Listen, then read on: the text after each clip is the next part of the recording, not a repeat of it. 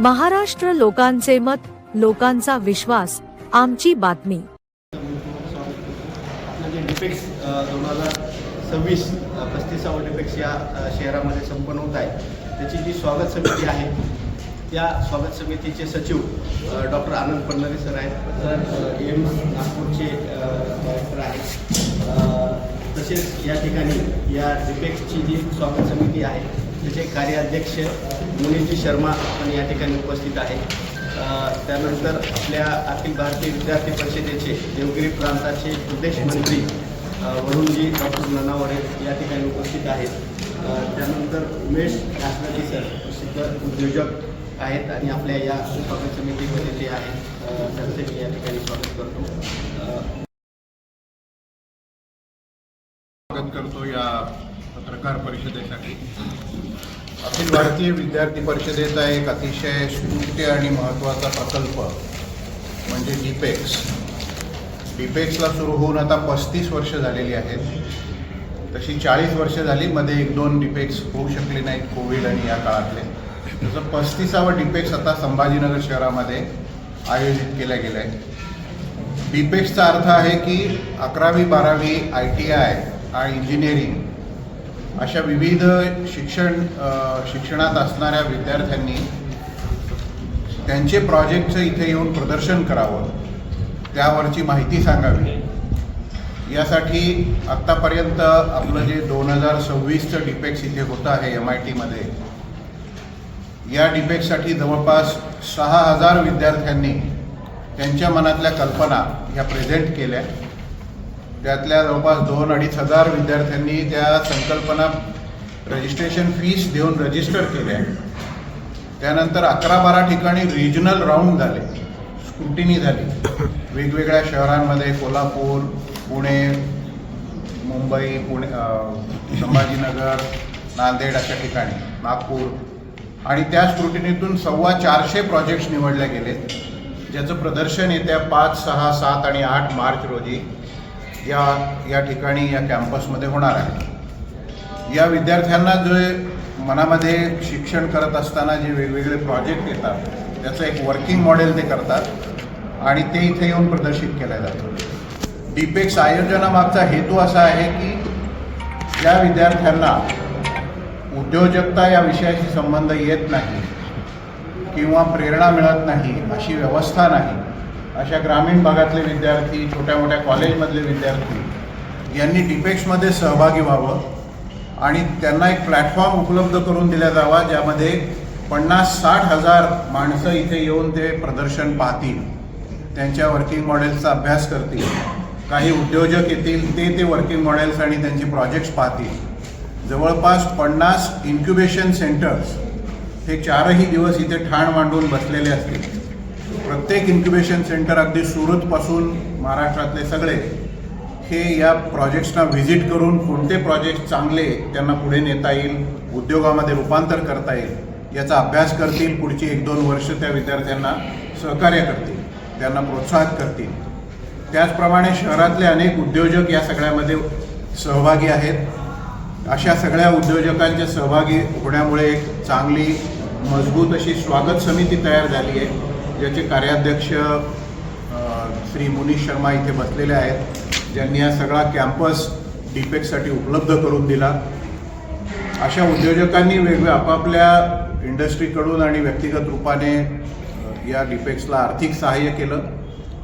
याच्यासोबतच विद्यार्थ्यांना सुद्धा अशी प्रेरणा आहे की आम्ही पण या डिपेक्सच्या यशस्वीतेसाठी काही पैसे गोळा करू शकतो, म्हणून त्याला लघुनिधी नावानी एक योजना विद्यार्थी राबवतात.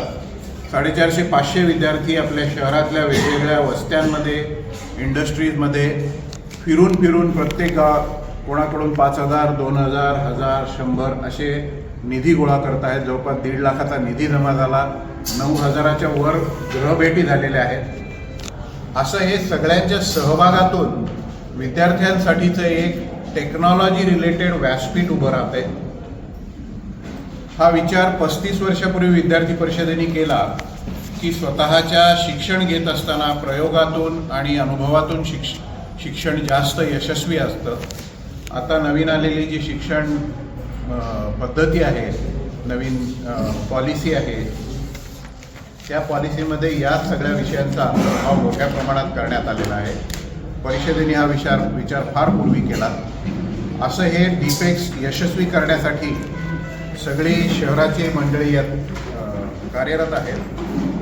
11-12 विषयांचे प्रोजेक्ट्स यामध्ये सादर केले जातील विद्यार्थ्यांकडून, ज्यामध्ये कृषी तंत्रज्ञान, कृत्रिम बुद्धिमत्ता म्हणजे आर्टिफिशियल इंटेलिजन्स, संरक्षण आणि सायबर सुरक्षा, ऊर्जा, औद्योगिक स्वयंचलन ऑटोमेशन वगैरे, वैद्यकीय तंत्रज्ञान, मोबिलिटी, शाश्वत नागरी पायाभूत सुविधा, सस्टेनेबल डेव्हलपमेंट आणि सुरक्षा असे विषय दिले आहेत. त्या विषयावरचे प्रोजेक्ट विद्यार्थी सादर करतील.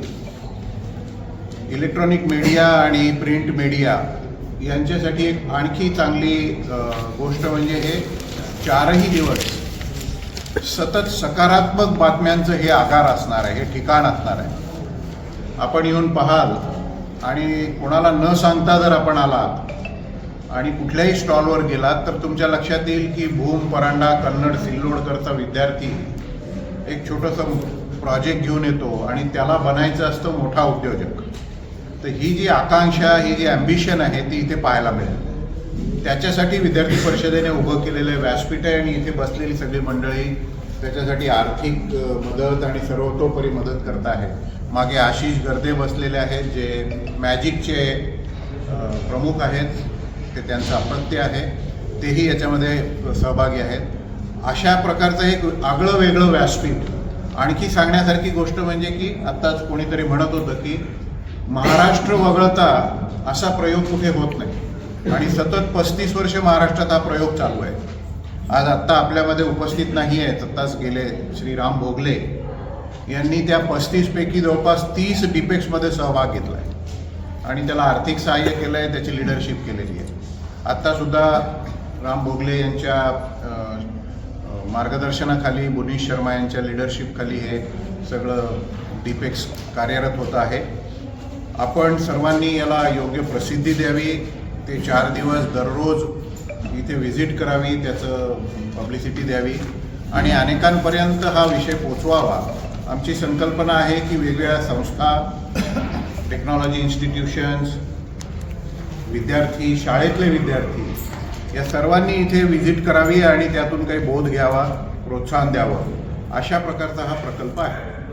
काही प्रश्न अध्यक्ष सोमनाथ यांना आपण टी व्हीवर बऱ्याचदा त्या काळात पाहिलं असेल आणि कौशल्य विकास आणि उद्योजकता मंत्री श्री मंगलप्रभातजी लोढा या दोघांची महनीय उपस्थिती त्या दिवशी असणार आहे. राजस्थानचे महामहिम राज्यपाल माननीय हरिभाऊजी बागडे हे 6 मार्च रोजी या कार्यशाळेला भेट देण्यासाठी विशेष करून येणार आहेत. असे अनेक विविध मंडळी यासाठी त्या 4 दिवसात येत आहेत. मोठा लेख त्यांच्या एक्सपिरियन्सवरून तयार करू शकतो. तुम्ही जाता ते सांगता हा इव्हेंट काय आहे, ते काहीतरी प्रश्न विचारतात आणि त्यामधून जे त्यांच्या म्हणजे लर्निंग होते. म्हणजे एक एक्झाम्पल देतो, प्रत्येक गोष्टीमध्ये लर्निंग होते. पण तुम्ही आपला कम्फर्ट सोडून घरात बाहेर पडतात, खाली शतरंजी घालून झोपतात आणि अख्खे वरण आणि भाकरी खाऊन तुम्ही राहता 15 दिवस आणि असे पण काम करतात, पायी जाऊन तुम्ही सगळे. आणि त्या मुलाबरोबर तुम्ही संवाद केला की तुम्हाला त्यांच्या काय इन्साईट डेव्हलप झाला, 9000 घरामध्ये जाऊन त्यांनी काय शिकले, त्यांचे काय प्रश्न होते आणि तुम्ही ते ऐकून तुम्हाला काय वाटलं. तर हा तुम्हाला वाटेल की हा मोठी लॅबॉरेटरी आहे.